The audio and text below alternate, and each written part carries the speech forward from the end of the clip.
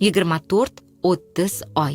Farzandingiz 2 yoshga to'lib, 2,5 yoshga qadam qo'yganida uning mustaqilligi, harakatlarini bir-biriga muvofiqligi va muloqot qobiliyatida katta o'zgarishlarni sezasiz. Bu davrda bolalar ilgari o'rgangan ko'nikmalarni yanada takomillashtiradilar. Yugurishlari ravonroq bo'ladi, so'z boyligi tez ko'payadi va o'yinlari yanada tasavvurga boy tus oladi. 24-30 oylik bolangiz qanchalik o'sib rivojlanmoqda? Bu bosqichda o'sish sur'ati sekinlashsa-da, barqaror tarzda davom etaveradi. Vazn. Kichkintoylar yiliga taxminan 1.8-2,5 kilogramm, ya'ni 4-5 funt qo'shadilar va bu oyiga o'rtacha 250-300 grammni tashkil etadi. Bo'yi yiliga taxminan 7-8 santimetr yoki oyiga 1 santimetr atrofida o'sadi. Bosh hajmi o'sish sur'ati oyiga 0,2 santimetrdan kamroq sekinlashadi. 2,5 yoshga kelib ko'pchilik kichkintoylarning vazni 12-14 kilogramm, bo'yi esa 85-95 santimetr atrofida bo'ladi.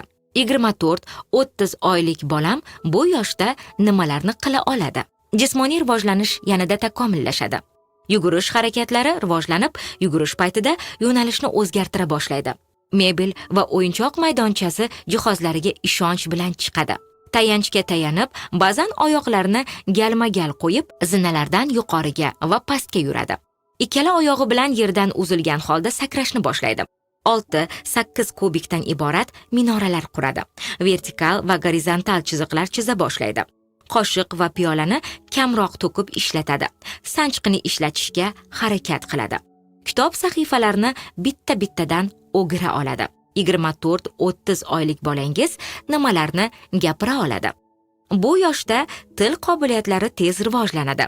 So'z boyligi 200-300 ta va undan ham ko'proq so'zlarga kengayadi. 2-3 so'zli gaplarni tuzishni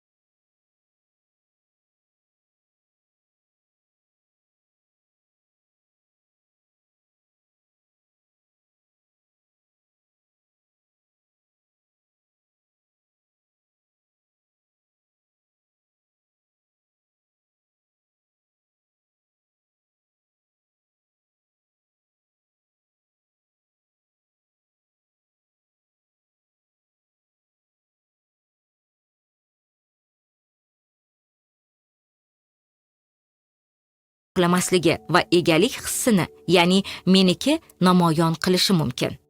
Ota-onadan ajralish xavotiri kamayadi, ammo stresli vaziyatlarda yana paydo bo'lishi mumkin. 24-30 oylik bolani harakatlanishi va muvozanat qobiliyati. Ushbu bosqichda kichkintoylar o'z harakatlariga ishongan yoki izlanuvchilardir. Ular ancha erkin yugurishlari, tirmashib chiqishlari va sayohat qilishlari mumkin. Qisqa muddatga bir oyoqda muvozanat saqlashni boshlashi, to'pni oldinga tepishi mumkin.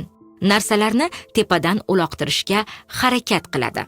Nimalarga e'tibor berish kerak? Agar bolangiz 30 oyligida quyidagilarni bajara olmasa, shifokoringizga murojaat qiling. Mustaqil yura olmasa yoki yordam bilan zinapoyalardan chiqa olmasa, 50 tadan kam so'z ishlatsa, boshqalarning harakatlarini takrorlamasa yoki o'yinga taqlid qilmasa, boshqalar bilan muloqot qilishga qiziqish bildirmasa, oddiy ko'rsatmalarni bajara olmasa.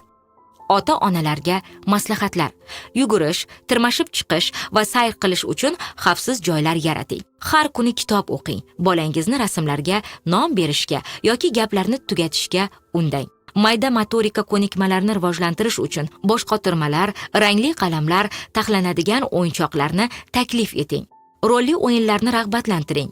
Uy o'ynash, qo'g'irchoqlarni ovqatlantirish yoki o'yinchoq mashinalarni haydash kabi. Mustaqillikni qo'llab-quvvatlash uchun tanlov bering. Qizil piyolani xohlaysanmi yoki ko'kinimi?